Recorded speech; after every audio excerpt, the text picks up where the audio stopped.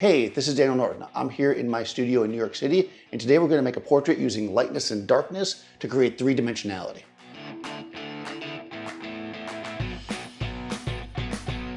So I've got my friend Erica coming, and this is going to be a very super simple setup. You may see me oftentimes when I'm using a darker background, put up, let's say, a hair light or a separation light to give kind of that rim look to kind of pop them off the background. You even do that outside, right, with the sun. But if the subject's moving around a lot, especially in a studio situation, what you might find is that your hair light isn't always hitting exactly right. They might turn too far to the one side, you get light on the side of their face, it doesn't look good, or it might miss them altogether. So one solution here is to basically light our background with a gradient. We're going to go from dark to light, and essentially the dark part of the background is going to fall behind the neutrally lit or the properly exposed part of her face. The shadow side of her face and her dark hair is going to be on the light side of the background. This is going to give us basically zones.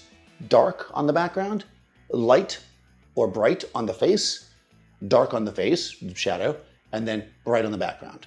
By combining this, this will give us kind of a three-dimensional feel, and we won't have to worry about her position. She can move around more. We don't have to really think about, exactly that hair light hitting. So it's a nice, simple technique. Now, I'm going to use a softbox as my key on her face, just a regular 2x3 softbox, kind of standard softbox.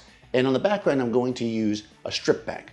The reason I'm using a strip bank is because I want a soft light that's going to give me a gradation in the shadow. I don't want a sudden cut because, again, if she moves around, I want to make sure that the zones of the light are kind of shadow into each other very evenly. I don't want this like bright spot and then dark.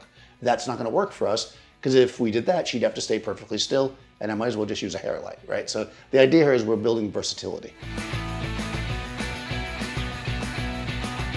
Okay, so the gear for this is going to be super simple. This is a 2-foot-by-3-foot Profoto OCF softbox with the B10 in it. This is going to be our key light. I've got it positioned off to the side because I want to make sure that as little as possible of this light hits the background. So it's kind of scooping to the side, but because it's so wide, it's going to wrap around. It's going to give her that nice kind of lighting that bright on one side, kind of dark on the other, like those old paintings. Back here, we've got a 1-foot strip, 1-foot-by-3-foot strip. I'm using a strip because I want a narrow source of light that I can kind of wash across the background. This is going to give us the light on one side, dark on the other, and that's how we're going to build our contrast. All right, I have Erica here, and we're going to make some portraits, right? Nice and simple? Nice and simple. We've done this before. One thing I didn't say when I was talking about the gear is that we want to keep it really close. We're going to use the inverse square law here, right? Because the light's turned away from the background, obviously, but when it's really close to her, it's definitely going to keep the exposure of the background dark, if anything at all. So let's set up our key light first.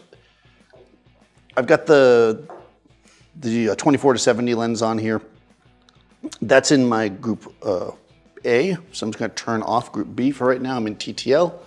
I'm set at 50 millimeters. Cool. Yeah, there it is. A little drama. She's looking good. Now, that's fine, right? You could be like, oh, really good, right? Maybe for some things, but we want to make her pop. And the simplest way to do that is just to give us a little bit of light to the background. But if we just light the background, it's going to change the mood of the shot. So what we want is our background to have some light on it, but still keep some contrast. So I'm going to turn that light off for 1 second so I can set up the background light. And I'm just going to use TTL again. We might have to make adjustments.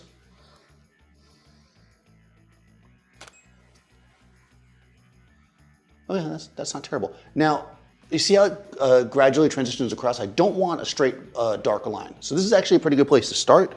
We won't really know until we see them together though. I'm gonna put them together, I'm gonna throw everything in a manual, take one more shot.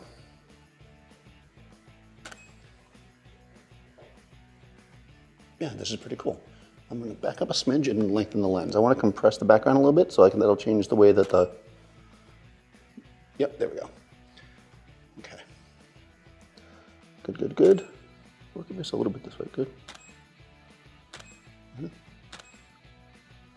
Now because of the position on my key light, I gotta be a little bit careful of her turning her face too far to the side or else, well, I mean, you can do it. You'll get that very dramatic darkness, which is actually pretty good. So don't listen to what I just said there. You can turn the face to the side all you want. Erica always knows best. Wasn't that a show in the 60s? Erica knows best. Okay, good, good.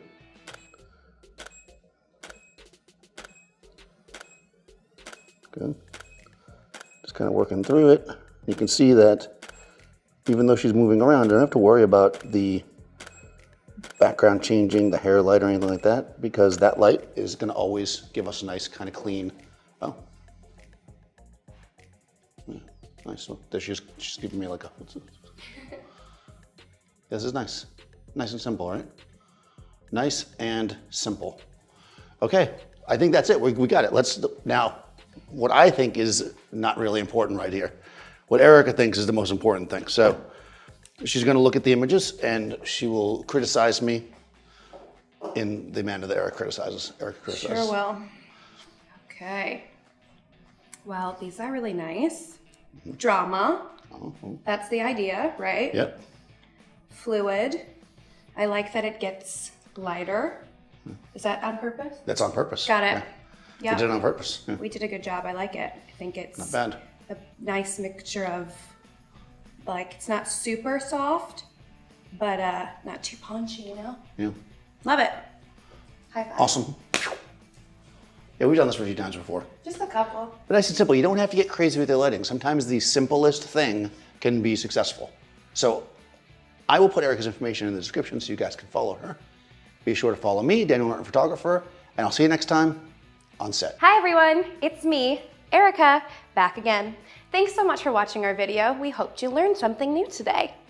Make sure you're subscribed to Adorama TV, ring the bell so you get all of our notifications. And if you like this video and want to see some more, feel free to explore.